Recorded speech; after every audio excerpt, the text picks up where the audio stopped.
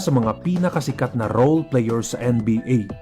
Kahit na mukha siyang bouncer sa harap ng Russian Mob Club, naging paborito ng fan si Boban dahil siya ang pinakamalaking bata sa loob ng court.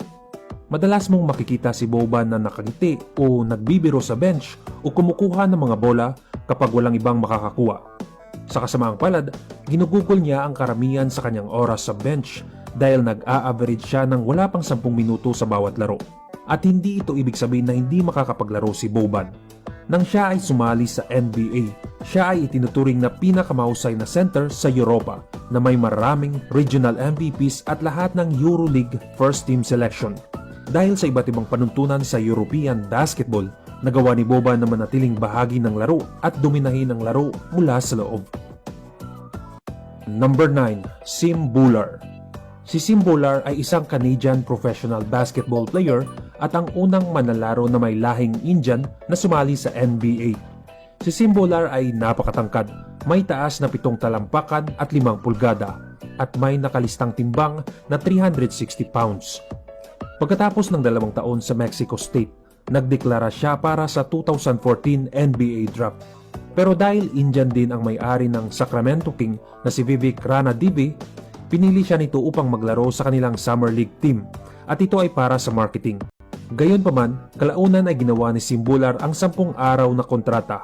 Naglaro siya sa 3 kabuuang laro sa NBA na may 3 kabuuang minuto. Number 8. Pavel Podkolzin. Katulad ni Sim Bhullar, si Pavel ay isa pang lalaki na hindi gaanong naglaro sa NBA. Pero dahil sa maikling panahon niya sa Maverick at ang kanyang taas ay 7 talampakan at 5 pulgada, napasama siya sa listahang ito. Sinimula ni Pavel ang kanyang karera sa Russian 2nd Division at naglaro din sa Italy bago nagdeklara sa NBA Draft noong 2004. Talagang nakuha niyang sumali ngunit sa 21st pick ng Utah Jazz. Ipinagpalit siya sa Mavs noong draft night. Naglaro siya ng 6 na laro sa Dallas sa kabuuang 28 minutes at 4 na puntos. Siya ay isang professional na manlalaro at naglalaro sa Russia. Number 7. Chuck Nevitt. Si Chuck Nevitt ay may taas na 7 talampakan at 5 pulgada.